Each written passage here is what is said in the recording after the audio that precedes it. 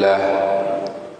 اللهم صل على سيدنا محمد الفاتح لما أغلق والخاتم لما سبق ناصر الحق بالحق والهادي إلى صراطك المستقيم وعلى آله وصحبه حق قدره ومقداره العظيم.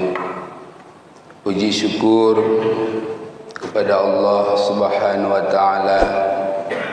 Selawat dan salam kita kepada baginda besar Muhammad sallallahu alaihi wasallam. Penghormatan kami kepada Imam Syekh, kepada ketua BKM dan kepada seluruh jemaah salat subuh yang dimuliakan oleh Allah. Pada kesempatan yang mulianya,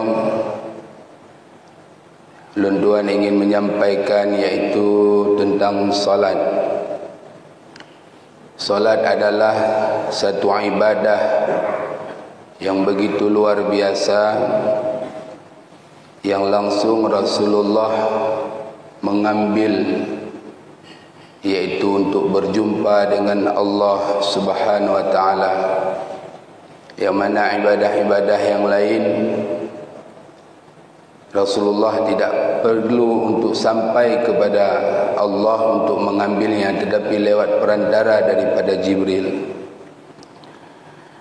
Dikala Rasulullah sallallahu alaihi wasallam sampai kepada Allah, maka pada saat itu Rasulullah bertanya kepada Allah, "Ya Allah, Engkau telah memi'radkanku dan aku telah bertemu dengan Engkau.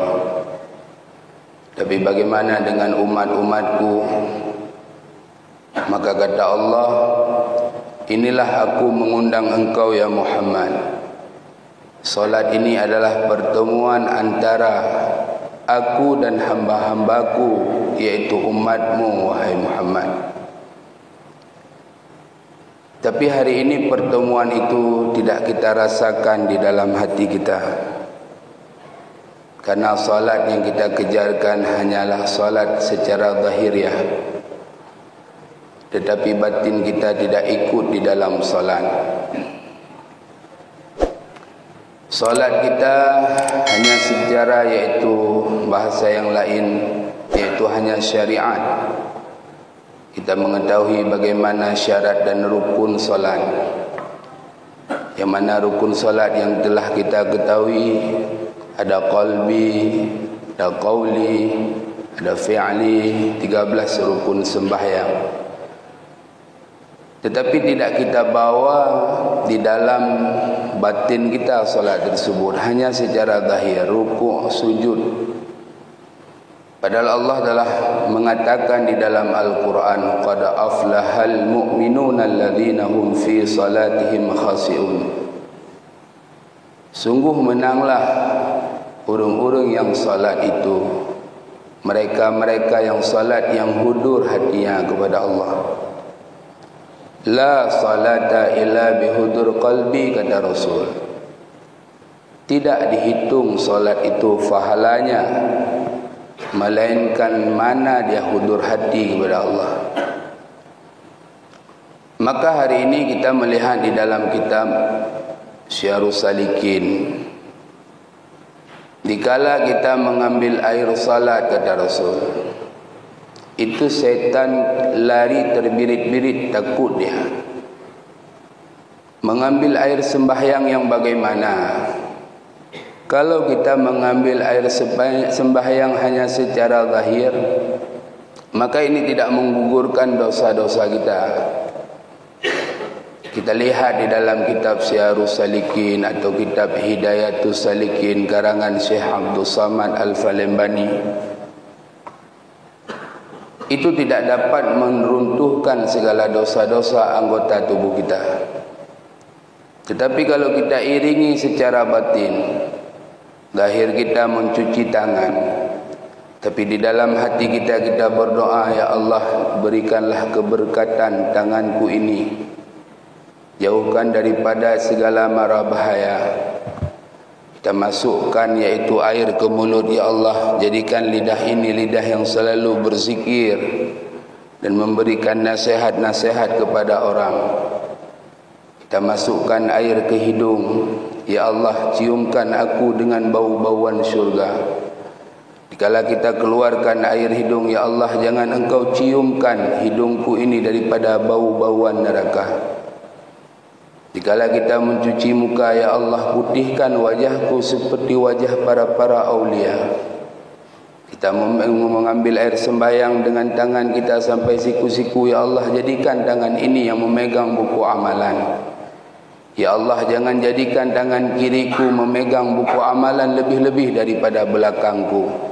Ya Allah, payungkan aku di bawah aras. Ya Allah, dengarkan aku kalamu.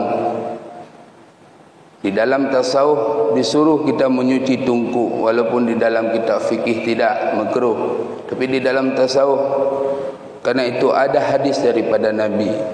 Ya Allah, jangan engkau belenggu leherku daripada belenggu api neraka. Kita mencuci kaki kita yang kanan, ya Allah, tetapkanlah kakiku daripada titian siratal mustaqim. Ya Allah, jangan engkau gelincirkan kakiku, ya Allah, di titian siratal mustaqim. Setelah itu baru kita berdoa, asyhadu an la ilaha illallah wahdahu la syarikalah wa asyhadu anna muhammadan abduhu wa rasuluhu. Allahumma ja'alni minal tawabin wa ja'alni minal mutatahhirin wa ja'alni min ibadika salihin. Itu semua dosa di anggota tubuh kita. Dikala kita mencuci muka, dosa-dosa mata yang kita memandang kepada yang haram, Allah runtuhkan. Apabila zahir dan batin kita pergunakan di dalam ibadah. Jadi diambil kita air salat, bukan lagi air salat secara zahir, tapi zahir dan batin. Dikala kita telah mengambil air salatnya, syaitan yang terbirit-birit di pelung antara masyrik dengan maghrib. Sehingga dikala itu Allah datang. Allah katakan kepada malaikat, wahai malaikat, tarik hijab. Tinggalkan aku berdua dengan hambaku. Inan kekhawatirnya bermunajat dengan Allah. Tapi di dalam munajatnya hana terasa tanya. Pada ruang munajat yang tidak dilewati oleh pura dan malam. Kenapa ulama-ulama kita membaca sejarah mereka khatam Quran di dalam salat? Mustahil nunggu. Mustahil khatam. Secepat apapun kita baca Al-Quran, tidak mungkin khatam Al-Quran. Tapi mereka kok bisa khatam? Sehari semalam mereka berzikir 10.000 kali, berselawat 10.000 kali, solat sampai 1.000 rakaat. Mereka telah berjumpa, sudah masuk ke dalam ruang munajat.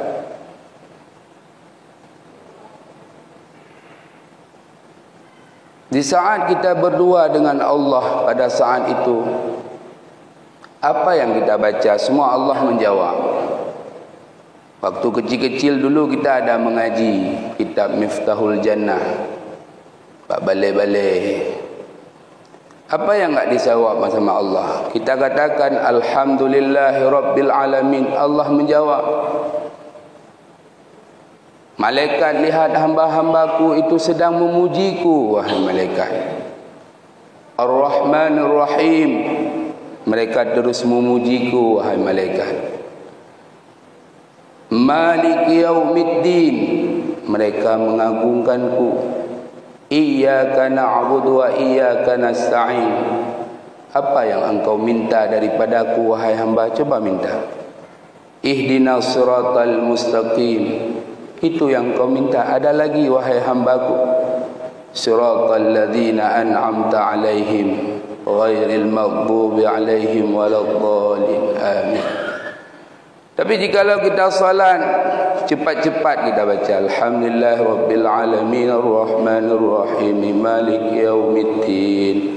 Kapan Allah mau menjawab bacaan yang kita baca? Cobalah kita pasakan satu ayat kepada satu ayat. Setiap ayat yang kita baca, kita diam, kita sebut nama Allah di dalam hati. Allah, Allah, Allah. Alhamdulillahi Rabbil Alamin. Allah, Allah. Ar-Rahmanir Rahim. Allah, Allah, Allah. Maliki Yaumiddin. Baru solat tanyanya menjadi efek bagi tanya. Sehingga solat ke tanya hanapri tak sembahyang berjamaah. Tetapi solatnya tidak dapat mencegah perbuatan keji. Inna salata tanha 'anil fahsya'i wal munkar. Kita harus mengakui kita ada solat, tetapi masih kita mengumpat dendam, dengki, tidak bersyukur, tidak rida terhadap qada dan qadar Allah, tidak pernah menerima, merasa cukup di atas pemberian Allah. Hidup kita yang selalu di dalam mengeluh terhadap kehidupannya. Berarti solatnya yang belum dapat mencegah segala perbuatan keji dan mungkar. Bahkan kerana solatnya belum zahir dan batin. Solatnya hanya zahir. Solat kita hanya sekedar rukuk dan sujud. Apa beda solat kita dengan anak-anak kita? Malah anak kita lebih baik daripada kita. Anak kita yang hotel ke sembahyang ibu, lagi ke peruna le gure. Allahu akbar kabira sampai fil alamina innaka hamidum majid hana tinggal. Tanya karena kamalim. Doa iftitah yang sunnah hay'ah. Bacaan di dalam ruku' sunnah hay'ah. Membaca a'udzubillah sunnah hay'ah. Iktidal bacaan di sunnah hay'ah. Sujud bacaan di sunnah hay'ah. Sehingga tak pelewat doa iftitah hana baca le. A'udzubillah hana baca le. Cok yang wajib-wajib. Ayat pendek hana baca le. Padahal anak kita lebih baik lagi solat mereka. Mereka tidak pernah meninggalkan lagi keperluan oleh gurih. Padahal makin alim kita makin terpubut. Pu yang sunah-sunah di dalam solat tersebut. Bacaan di dalam kitab yang menulis. Nanti boleh bapak-bapak, ibu-ibu lihat dalam kitab Sirus Salikin jilid pertama. Dikala kita bertakbir Allahu Akbar, tadi Allah telah menarik tirainya, hanya kita berdua dengan Allah. Di saat itu Allah katakan pada malaikat, malaikat tarik tirai, hambaku bukan untukku solatnya. Dia katakan Allahu Akbar, tapi Allahu Akbar itu tidak ada di dalam hatinya. Lebih besar silap sualu baringan masjid. Lebih raya isteri ji, lebih raya toko ji. Bahkan kerana cahaya Allah ini kecil di dalam batin dia. Lebih besar cahaya toko dia, lebih besar cahaya anak, lebih besar cahaya isteri. Sehingga dia berdusta dan solat dengan Allah. Di saat itu tidak ada Allah membalas. Maka keruh solat dia. Mawa tu. Kiban cara untuk khusyuk tu. Apa tidak terdengar suara orang? Kita belum mampu lagi ya. Kita tidak mampu solat seperti Sayyidina Ali. Dikala dia tertusuk oleh panah, disuruh cabut dikala dia solat, tidak terasa solat. Tidak terasa dikala ditarik iaitu panah tersebut. Kita hari ini tingkat hudur hati dan yang tersebut asma Allah. Allah. Teringat kepada maknanya kekira khusyuk tu. Tapi orangnya hana maknanya, hana nama Allah di dalam batin dia, nama selain Allah yang tersebut di dalam hati. Wajjahtu wajhiya lilladzi fataras samawati wal ard. Lun hadap wajah hati lun ya Allah kepada drone pemilik langit dan bumi. Kad berbohong dua ga dia. Bunuh ba Allahu Akbar dan yang berbohong dengan Allah. Ba wajah tu dan yang berbohong dengan Allah. Pani kata hadap wajah kata gelon ke Allah. Kehadap wajah kata ke isteri kata, ke anak kata, ke pekerjaan kata, ke belang kata, ke toko kata, hana kehadap gelon berbohongkah? Semakin keruh sembahyang dia. sehingga solat itu tidak dapat mencegah perbuatan keji dan mungkar. Ini yang harus ta latih dengku mutuah. Coba ta latih hari ini ta solat. Allahu Akbar. Sebut nama Allah dalam hati, bukan dengan mulut, dengan hati. Allah, Allah. Allahu Akbar kabira. Walhamdulillahi kathira. Tedang-dang yang sebut nama Allah. Bismillahirrahmanirrahim. Allah. Alhamdulillahi rabbil alamin. Kamu mulai khusyuk dia. Kamu mulai terasa solat. Menyobarkan tak sembayang per rakaat 2 minit, 5 minit, per minit. Dinokan 10 menit. Pelan-pelan tak solat. Kalau kita solat sendiri, rukuk itu bukan 3 kali, 11 kali lebih afdal. Atau 9 kali, atau 7 kali, atau 5, atau 3 paling kurang. Tidak boleh 1 kali. Sah 1 kali, sah. Kalau orang yang mencari akhirat, jangan kurangkan daripada 3 kali. Tidak kita baca pun sah. Yang penting rukuk undang. Asai kana tumakninah di dalam rukuk baca. Tapi kita orang yang mengejar akhirat, perlu menumpuk pahala-pahala yang ada di dalam solatnya, baik kita tinggalkan. Sehingga jangan kita tinggalkan apapun, sekecil apapun yang kita tahu kita perbuat. Ini solat. Bagaimana untuk taraih solat yang lagian? Ini perlu kepada latihan. Inilah nama haji yang batinnya tariqat nanti. Kalau tadi namanya syariat, tariqat, apa padu syariat dengan tariqat? Tanya alergi tadi dengan tariqat. Sang-sang punya urung bertariqat, kau urung ka aulia Allah. Bukan. Tariqat itu jalan. Jalannya rohani kita kepada Allah, untuk dekat dengan Allah, untuk bisa teringat kepada Allah. Sambil kita duduk, berdiri, berjalan, bekerja, nafas yang kita tarik dan kita keluarkan, tersebut nama Allah. Allah, Allah, Allah, Allah. Dahir kita bersama dengan makhluk. Sirat ajib kupi tanya. Dahir bersama makhluk, batin kita bersama Allah. Tidak lekang hati tanya menyebut nama Allah. Allah, Allah, Allah, Allah. Itu tarikat. Tarikat itu tidak ada kerlingan hati selain daripada Allah. 24,000 kali tengku kita hirup nafas Allah dalam satu hari, satu malam. Coba ibu fikir-fikir, berapa kali ada tersebut nama Allah di dalam batin? Kalau tidak, ini rugi. Ini diminta juga Allah bertanggungjawab. Apa yang engkau ingat, apa yang engkau sebut, setiap engkau tarik nafas dan engkau keluarkan, penting tarikan. Di dalam kitab tersebut dijelaskan, dibagi nafsu ini menjadi 7. Imam Al-Ghazali membaginya 3. Ada namanya nafsul amarah, nafsul lawamah, nafsul mutmainah.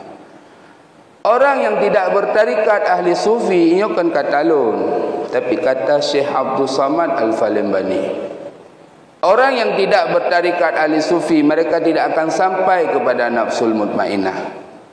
Mereka hanya bermain di dalam amarah, lawamah, jatuh kepada amarah, naik kepada lawamah. Tapi orang yang telah bertarikat ahli sufi, awal perjalanan mereka itu pada lawamah, sehingga tunggu karunia Allah untuk dinaikkan kepada nafsul mutmainah. Itulah nafsu yang Allah panggil di dalam Al-Quran. Ya ayatun nafsul mutmainah, irji'i ila rabbiki radiyatan mardiyah, fadkhuli fi ibadi wadkhuli jannati. Wahai nafsu-nafsu yang tenang, wahai nafsul mutmainah, kembalilah engkau kepada Allah, padahal Allah engkau rida kepada Allah dan Allah rida kepada engkau. Fadkhuli fi ibadi, masuklah engkau di dalam golongan-golongan hambaku. dan masuklah engkau ke dalam syurgaku. Yang gehoi Allah sebagai hamba itulah yang orang yang telah di dalam nafsul mutmainnah. Nafsul mutmainnah itu nafsu yang telah tenang. Tidak ada lagi pemberontakan batin di dalamnya. Hanali keluh kesah dalam hidup, menerima segala pemberian Allah walaupun sedikit. Urangnya 20 ribu, kakak 20 ribu kalagian matul dalam ilmu Tuhan. Singah gejuk sertu, lusa gejuk 200 ribu, urangnya mesribetan. Tidak lagi dia berontak hatinya.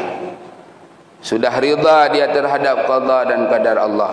Sudah sabar dia di atas segala ujian dan cobaan Allah. Telah syukur dia terhadap nikmat Allah. Orang yang dah pegah sabar. Dikala kita difitnah, kita dicaci maki, kita diupan, kenapa kita marah? Siapa yang menggerakkan lisannya untuk mencaci maki kita, untuk menghina kita, untuk menyesatkan kita, mengkafirkan kita? Tidak ada satu daun pun yang jatuh biiznillah melainkan dengan izin Allah. Sengaja Allah kirim urung-urung yang lagian dalam kehidupan kita untuk dilatih kesabaran kita. Kita harus menganggap orang-orang yang seperti itu, itulah orang yang dikirim oleh Allah sebagai guru sabar danyo, yang gure danyo ya, gure sabar. Sehingga orang difitnah, mampukah kita bertahan, menahan kita daripada disakiti dan tidak membalas daripada menyakiti? Jikalau itu sudah mampu, baru kita menjadi golongan hamba Allah. Allah mengatakan dalam hadis kudusi tunggu, so yang han rida terhadap qadalun, han sabar di atas balalun, han syukur di atas nikmat lun, tidak menerima di atas pemberianku, keluar daripada kolong langitku, cari Tuhan yang lain selain aku. Berarti kita yang han getung sebagai hamba, belum mampu dengan rida terhadap qada, han mampu tak sabar atas bala dan ujian, han pernah tim syukur di atas nikmat Tuhan, maka terbit dari kolong bumo Allah, minta Tuhan selain Allah. Itu sudah bahasa-bahasa yang sangat mengerikan dalam hidup saya. Jadi hamba Allah, menjadi hamba Allah itulah hati qalbun yang salim, hati yang tidak ada kesyirikan, syirik khafi maupun syirik jali. Orang yang di dalam nafsul amarahnya memang dia tidak akan berbuat kebaikan sedikit pun. Yang nafsul amarah selalu berbuat kejahatan. Naik kita kepada lawamah, lawamah itu sudah benci kepada keburukan. Jihanagala ikalan urung pegak maksiat. Tapi dia tidak mampu juga berbuat kebaikan. Dikala dia mampu berbuat kebajikan, tapi dia belum mampu istiqamah. Jikalau dia telah berbuat kebaikan dan istiqamah, tapi dia belum dapat menghilangkan sifat-sifat yang ada di dalam batinnya itu, belum juga kita diterima sebagai hamba-Nya Allah. Hari ini kita pikir amalan kita ini sudah dibalas sama Allah. Coba lihat hadis Nabi yang sudah pernah saya ceritakan. Sebelum Allah menciptakan langit dan bumi, Allah terlebih dahulu diciptakan 7 malaikat yang menjaga pintu langit. Bak pintu pun keperiksa mengupan. Amai katanya lagi bintang di langit, lagi mata ura bersinar juga. Tak meratib, tak sembahyang berjamaah, tak berbuat baik, tak bersedekah, tak ajak haji, tak ajak umrah. Tapi begitu terus bak pintu langit pertama katanya yang amalan tau, amalan fulan bin fulan di hagu tengah. Nyan kacau amalannya atas muka kati. Hai, amalannya amalan soleh. Engkau hanya melihat zahir. Aku diperintahkan Allah untuk menjaga amalan ini apabila na sifat batin yang jelek. Jangankan sampai pada Allah, baklun han lewat. Nyan baru sabar nunggu, nyan penyakit balik raya dia mengupat. So jamin amalan katanya sembahyang subuhnya, selamat yang sembahyang. So jamin. Tidak ada yang jamin. Begitu tertebik dari yang tengah dapat jauh buta mupat habis. Umpang bocor dah bau masjid. Siapa jamin? Itu belum lagi pemeriksaan di langit kedua, langit ketiga, langit keempat, langit kelima, keenam dan ketujuh. Dan begitu sampai ketujuh, apakah Allah menerima? Kagak terima je. Apakah dibalas? Belum tentu. Dilihat bak ujung nak ikhlas. Hana kana kebalah. Cuman hana tentu le singo. Berarti amalan kita nak tak bubut. Cuman pahala baik lagi bak Allah hana. Kosong kita. Jadinya hadisnya ke cobalah pelajari, buka bak internet atau bak kitab Hidayatus Salikin, tertulis hadis tersebut. Ci bayang-bayang. Kerana amalan tanya orangnya pun mentang nol. Nyo 60 ton kau mu nol pahala kapadung umpang lepo. Jangan-jangan satu karung pun belum ada pahala kita, amalan kita. Nyo yang geklik sahabat Nabi wate gedinga hadisnya tunggu. Geklik sahabat Nabi seakan-akan dia tidak diam lagi di dalam menangis tersebut. Nyamban temakut je. Sehingga wate kata depu tunggu baju dek. Nyan penting. Wate ka penting. Ka pentinglah bertarikat. Wate penting bertarikat baik takut le urang. Hai kan sinyak kan gege tanya bertarikat. Yang kepeti abu-abu bertarikat upane sabarah. Apa berarti abu-abu saja yang boleh berjumpa dengan Allah, mengenal Allah? Tanya haji. Coba kita padukan syariat dan tarikat, baru Allah memberikan hakikat dan makrifat kepada kita. Lunpuo tarikatnya dari Abu Matang Perlak. Abu Matang Perlak daripada Abu Yang Mudali. Hana saya temikut, temakut urung. Takut pungolah menyutahan nata beramal. 15 draw wak ikut tunggu. Tapi alhamdulillah orangnya tarikatnya sudah lun kembangkan di Cok Terung, di Cok Usi, Dakuta, di Kurumane. Di balai kan mulai ramai jamaah katanya. Termasuk Ustaz Usairi sudah masuk ke dalam suluk, ke bertawajuh. Dan jamaah-jamaah lain, Pak Jol, Ayah Tunku Hafiz, Pak Nasrul dan kawan-kawan yang lain sudah bergabung. Sudah merasakan tawajuhnya. Tawajuhnya ke wajah.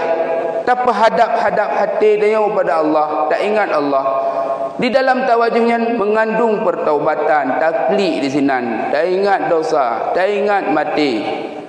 Tarabitah kepada mati, tarabitah pada gurih, tak berzikir Allah, Allah, Allah, Allah, Allah, Allah, Allah, Allah, Allah, Allah. Sehingga tak latih-latih tu Allah, Allah, Allah, Allah. Kiban cara orang mati tak duduk bak kedai kopi, bejit Allah, Allahnya baik gada. Sirah tajak kerja, sirah tak semerah, sirah kedai pemandang yang tak bubur. Zikir hati itu tidak ada waktu, tidak ada waktu haram. Saya menyolidah dalam kamar mana hanjut haram. Tapi menyau hati silakan berzikir. Tidak boleh putus. Hati Nabi hantam tengen, yang nak tepit dua mata. Hantam pernah dengar Nabi. Hati yang terus berzikir. Kita mata jaga hati dengar tu. Ini tarikat tunggu. Sehingga katanya punya akan terdalami tarikat ni kita galak ada. Kata rasa jiwa kita kata tentram, kata rasa kita kedekatan kita kepada Allah, solat kita mulai khusyuk. Sehingga tabut kitab-kitab yang tentang ilmu-ilmu tarikat dan syariat, tergabung dua. Itulah kitab-kitab seperti Hidayatus Salikin. Di sini kan lengkap. Di situ sudah ada tauhid, di situ sudah ada syariat, di situ sudah ada fikihnya, sudah ada tasawufnya. Tiga-tiga ilmu sudah ada di dalam tersebut. Dan bukan diajarkan syariat zahir mentang, tapi syariat zahir dan batin di dalam kitab tersebut diajarkan. Sehingga orang-orang yang bertarikan lun ajak pada Ustaz Usairi untuk mengaji kitab tersebut setiap malam Rabu di dayah beliau, malam Jumaat bak balai lun. Ini tidak ada kepentingan apapun, tapi untuk bertobat umatnya, bertobat sahabat-sahabat katanya yang sudah jauh kepada Allah. Nyo dungku matua, ian keinginan daripada lun tuan. Mudah-mudahan cita-cita dan daripada doa-doa gudai-gudai sahabat-sahabat bah masjid yang mulianya akan terpudip tawajuh, walaupun orangnya belum mengerti apa itu tawajuh, apa itu tarikat. Sang-sang orang mati dia kata tamang di dalam tarikat, dia akan menjadi orang aulia kan.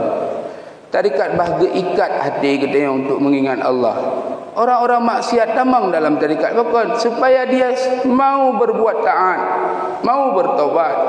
Sid urung maksiat menyabu je mun urung maksiat gue tamang tarikat bah mengikat hati ji dari maksiat hanale pubut maksiat. Jadi bukan untuk orang-orang alim saja, untuk kita-kita pun bisa.